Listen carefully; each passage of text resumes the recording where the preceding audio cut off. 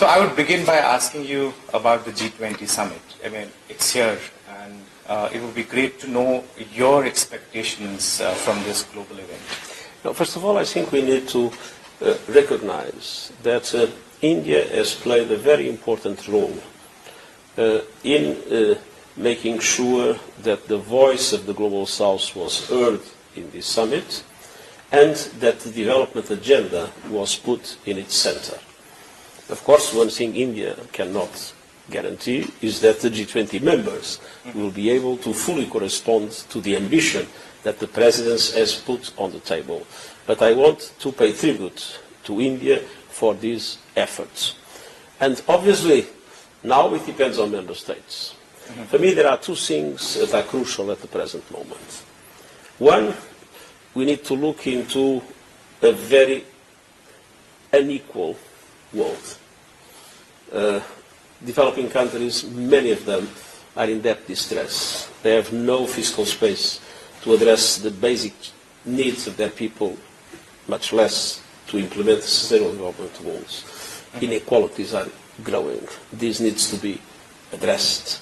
That is why we have been strongly advocating for the reform of international financial architecture and for serious measures of debt relief, for a much broader redistribution of special drawing rights, for capitalization of multilateral development banks, and changing their business model to be able to much more leverage private finance at reasonable cost to developing countries.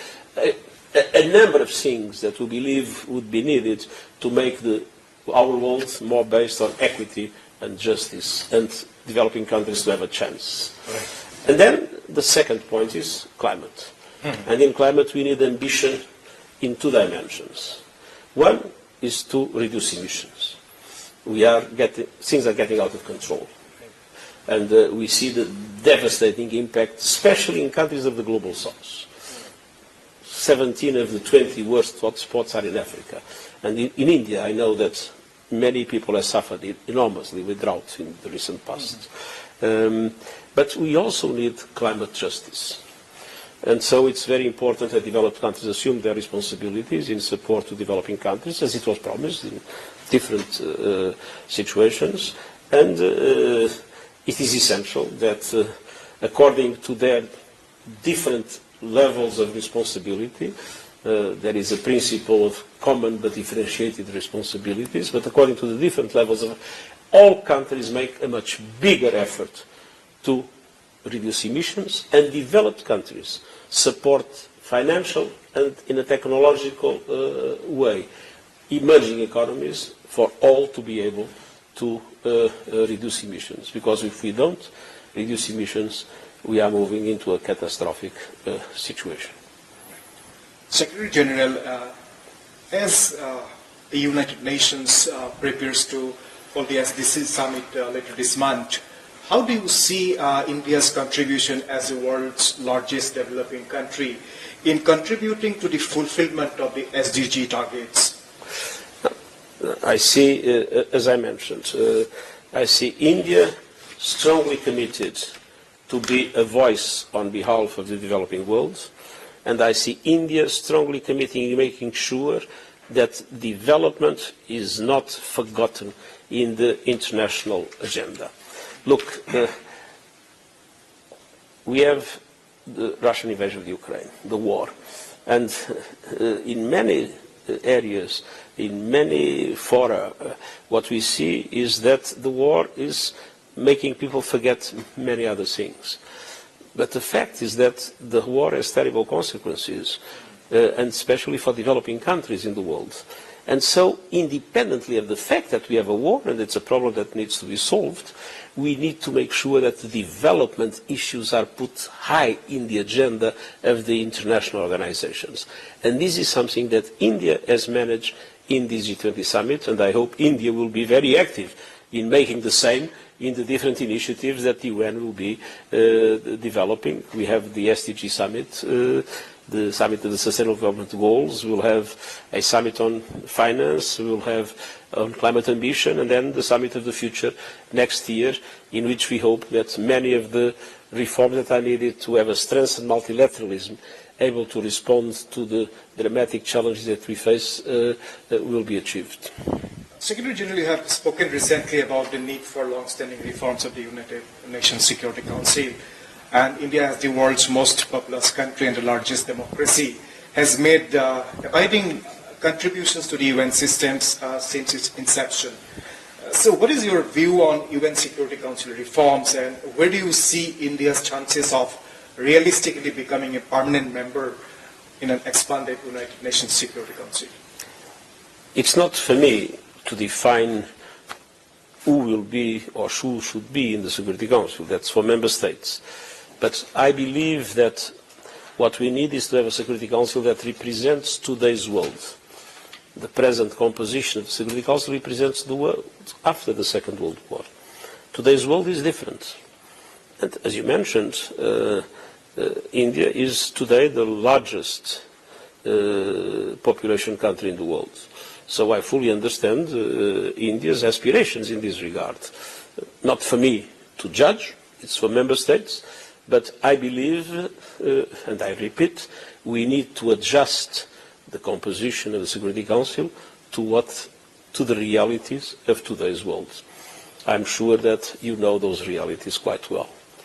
Mr. Secretary General, about the question of cross-border terrorism, India has been a victim of this for a long time.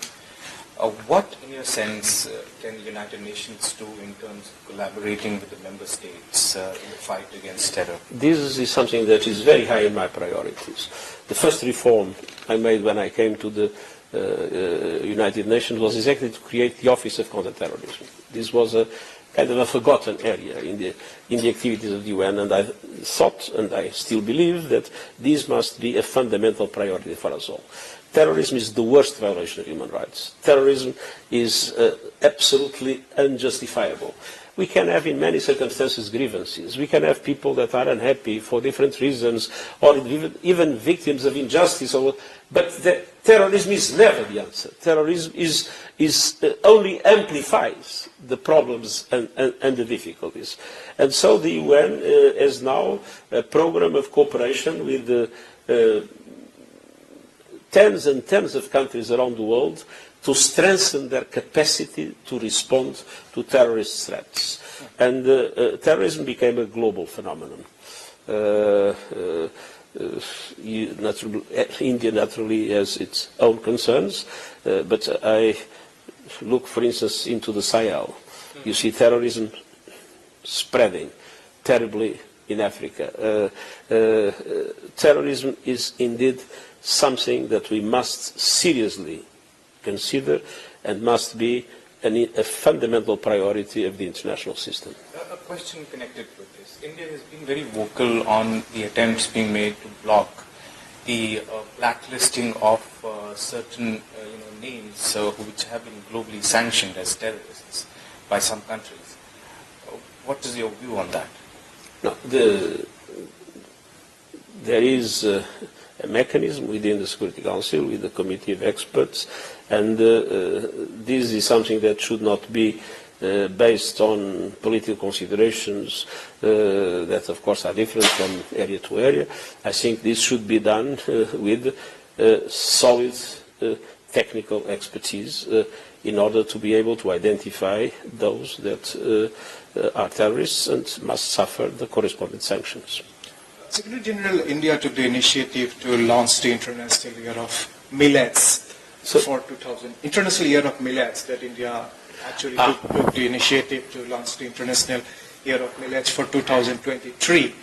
And the UN General Assembly resolution to build a memorial wall to UN peacekeepers, which was passed with a record 190 co-sponsorship.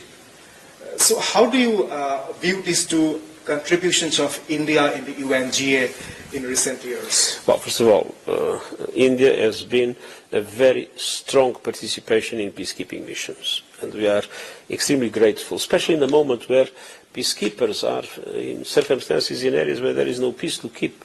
and many of them pay with their lives, the protection of civilians in very difficult circumstances, I think we need to pay tribute to all peacekeepers and to recognize that India has been a leading country in this regard. Now, food security is for us an essential concern. And what we are discovering is that there are many forgotten ways to solve problems of food security, and those forgotten ways are much better than what sometimes new technologies bring with things that compromise the equilibrium in nature. So I think the initiative on millet is a good way to demonstrate that we have the tools, we have the resources, we have the instruments to solve the problem of food security. We must need to learn with our own experience, with our own past, and to be able to take profit of that experience in order to use the best ways to make food security compatible with a green economy and food security compatible with the prosperity of communities, especially communities at a rural level. Secretary General, India's G20 presidency has been projected as one which has brought a renewed focus, renewed global focus on concerns and challenges being faced by the global south. So how do you see this? How do you see India's priorities, and what is your assessment about India's focus on global south? They are a central question in today's world, as I mentioned. I mean, a large part of my own advocacy in recent times has been very strongly concentrated on how to address the dramatic inequalities in the world, how to reform international financial architecture, how to be able to mobilize resources with equity in today's world, to give developing countries the chance to provide to their own citizens the same developed countries are able to do. This is a central question. Reducing inequalities, creating opportunities for development of the countries of the South is a fundamental priority, not only for the well-being of their people, but for peace and security at global level, and to rebuild trust. And to rebuild trust is today essential in a divided world like the one we are living in. So do you expect African Union to be, made a permanent member of the G20 at the New Delhi summit? I think it was an excellent idea. I think that it will be a very important voice, and that as the number of African countries is very limited in the G20, that will be a way to compensate that fact and to bring the voice of the continent more impacted by inequality, that was more impacted by colonialism in the past, and that is suffering so much with climate change. I think that the presence of the African Union will allow that continent to have a much stronger voice in the G20 and in the international architecture. Mr. General Secretary, overall, how do you see India's presidency as the G20 and the kind of messaging that Prime Minister Modi has been trying to send out for these months?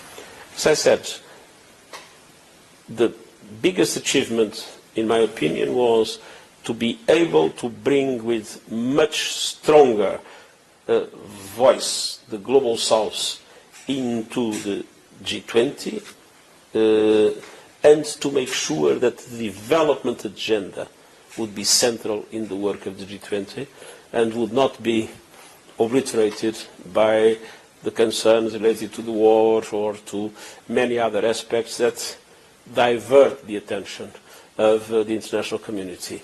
Development is a central problem and is a central prevention instrument for peace and security. One final question. How is the UN addressing Ukraine-Russia conflict?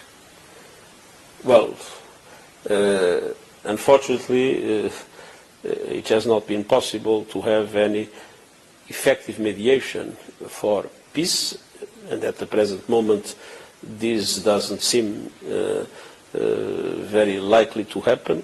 And so the UN has essentially concentrated its efforts in mitigating the negative impacts in the world in general, in the developing world in particular. It was the questions relating to food security. As you know, it was the work of the International Agency of Atomic Energy in Zaporizhia to prevent what could be a catastrophic incident.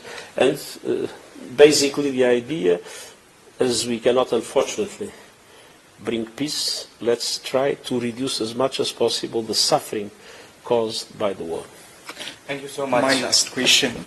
The UN Summit of the Future next year is the UN Summit of the Future next year, the future summit that you're planning, is seen as a sign-off on your personal legacy to the UN system. So as you are hopeful of delivering a UN that gives the Global South its due in decision-making by the time of the SOTF? Well, India has brought a number of issues to the agenda, namely in the preparation of the G20. Very probably many of them will not be immediately transformed into a reality. But this seed needs to grow, and the plants needs to be born out of it, and I see the summit of the future as the moment for the seed to transform itself into a beautiful green plant like the ones we have in this room. Thank you so very Thank much, you so Secretary much for taking out time to speaking with us. It was a pleasure. All the best. Thank you very much.